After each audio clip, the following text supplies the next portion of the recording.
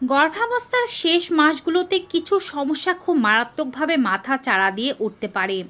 বিশেষ করে সপ্তম, অষ্টম ও নবম মাসে এই সমস্যাগুলো বেশি দেখা গেলেও নবম মাসে খুব বেশি পরিমাণে দেখা যায়। গর্ভবতী মায়েরা এ সময় কী ব্যবস্থা গ্রহণ করবেন তা নিয়ে খুব চিন্তিত থাকেন। আজকের ভিডিওর মাধ্যমে এমনই 10টি সমস্যা সম্পর্কে আপনাদেরকে জানাবো যা গর্ভাবস্থার শেষের মাসগুলোতে আপনার হতে পারে এবং হলে কি ব্যবস্থা গ্রহণ করবেন তাও জানাবো। Hello মামিজ, daddy's and all my lovely viewers, সকলের কাছে অনুরোধ থাকবে আপনারা যারা আজকে এই চ্যানেলে নতুন তারা অবশ্যই মা ও শিশুর স্বাস্থ্য বিষয়ক এমনই উপকারী ভিডিওগুলো পেতে চ্যানেলটি সাবস্ক্রাইব করে পাশে থাকা বেল আইকনটি ক্লিক করে অল নোটিফিকেশনে ক্লিক করে দেবেন। এতে করে আমরা ভিডিও আপলোড করার সাথে নোটিফিকেশন আপনাদের কাছেই পৌঁছে যাবে। আপনারা আমাদের Facebook page health Bangla beauty follow করুন। চলুন মূল ভিডিওতে যাওয়া যাক।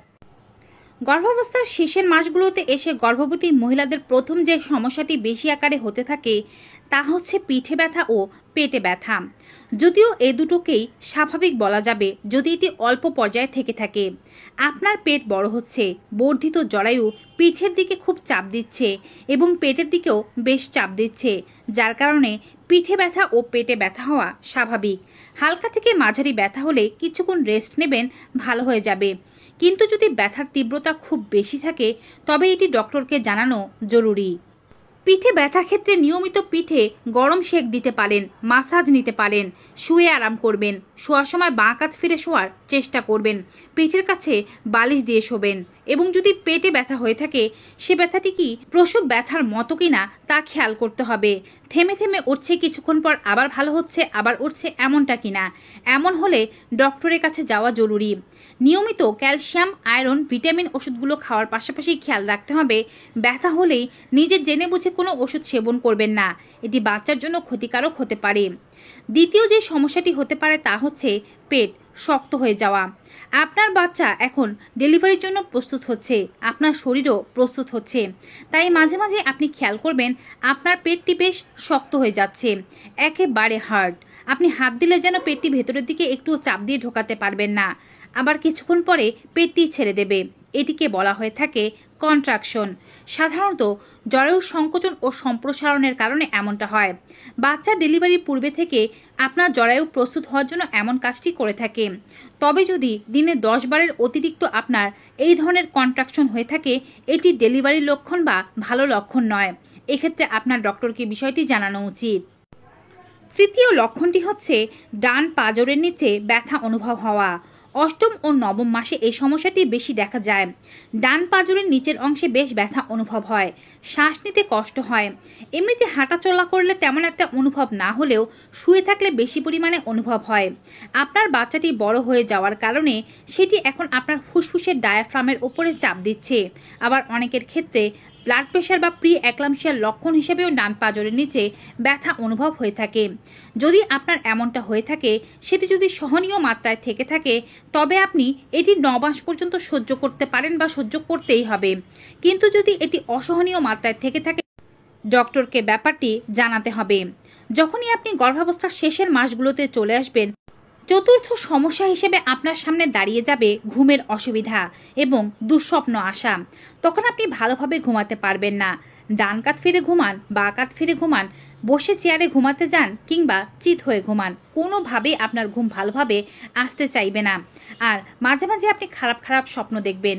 আপনার মৃত সন্তান জন্ম হয়েছে কিংবা আপনার সন্তানকে কোথাও ছেড়ে এসেছেন, বিকৃত সন্তান জন্ম হয়েছে, এগুলো স্বপ্ন আসতে পারে।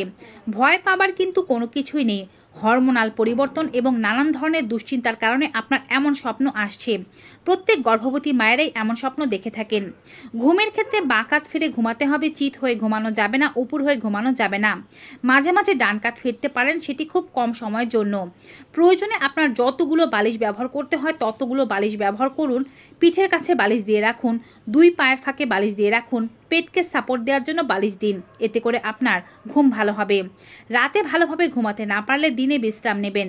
তবে দিনে অতিরিক্ত পরিমাণে শুয়ে বসে থাকলে রাতে ভালো ঘুম হবে না, তাই দিনে একটু অ্যাক্টিভ থাকার চেষ্টা করুন। সন্ধ্যা 7টার পরে চা ও কফি পান পরিহার করুন। যখনই আপনি সপ্তম মাসে প্রবেশ করবেন দেখবেন বাচ্চার নড়াচড়া বেশ তীব্র হয়ে গিয়েছে। আপনার বাচ্চার নড়াচড়া 10 বার গুনতে কোনো অসুবিধাই অনুভব হচ্ছে না।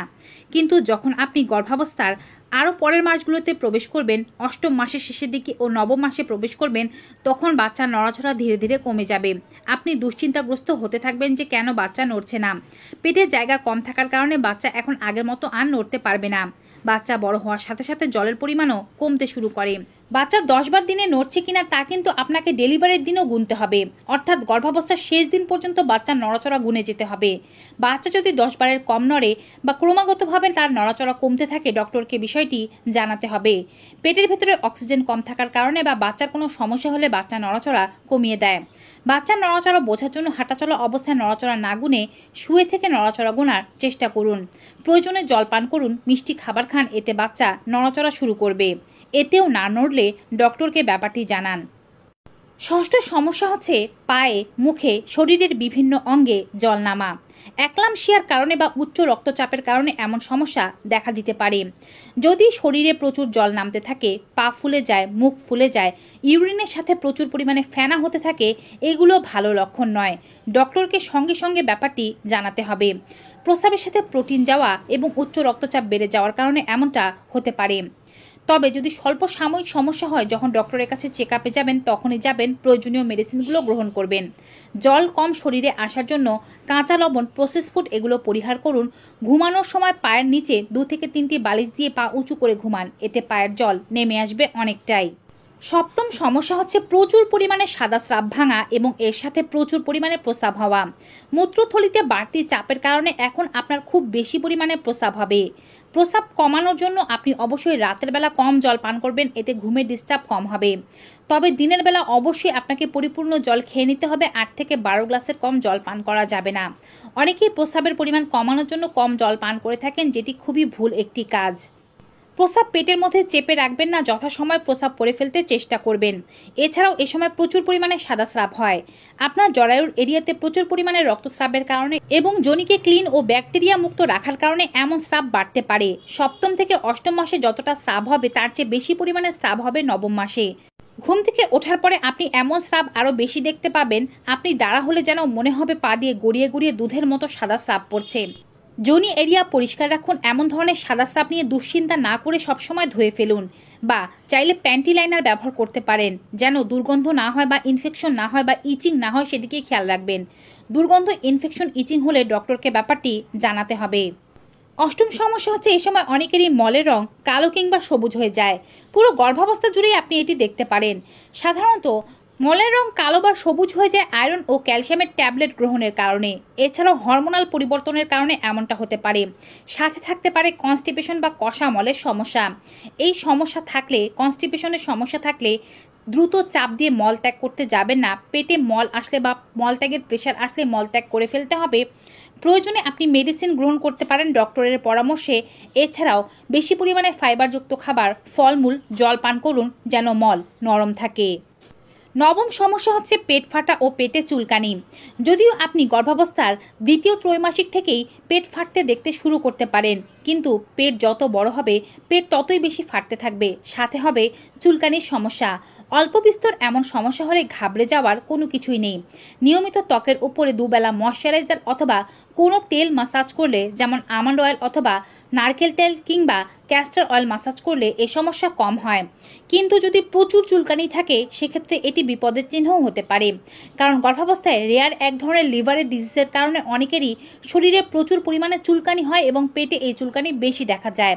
এই বিষয়টি ডক্টরকে জানাতে হবে। দশম ও সর্বশেষ সমস্যা হতে পারে জল ভাঙা, যেটি একটি বিপদের চিহ্ন।